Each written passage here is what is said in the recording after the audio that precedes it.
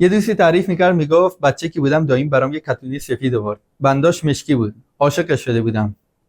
مامانش هیچ وقت کفش سفید نمیخرید. میگفت زود کثیف میشه. این کتونی اما 2 سایز بزرگتر بود. مامانش گذاشت تو انباری، گفت بزرگتر که شدی میپوشیش. بعد 2 سال بهم دادن که بپوشم. یه چیز جالب فهمیدم. اون کتونی که تو ذهنم ساخته بودم خیلی قشنگتر و بزرگتر از واقعیتش بود. وقتی دیدمش خوشم زد. چون شکل واقعیش اون چیزی نبود که انتظار داشتم.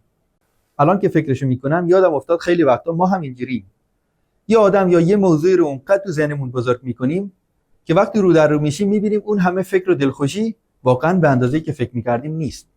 حالا این وسط اینم خوبه هممون یه بار تو دلمون مرورش کنیم. این که ارزش آدم‌ها و چیزها خیلی بالاتر از تصور ماست. اما گاهی ما به جای شناخت درست میذاریم ذهنمون داستان بسازه و بعد واقعیت که میاد جلو دلخوری‌ها و انتظارات بیجا میمونه.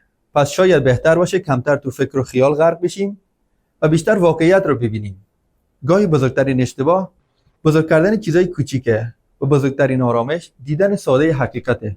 میشه گفت قصری که در رویا ساختیم گاهی در بیداری فقط یک کلبه است.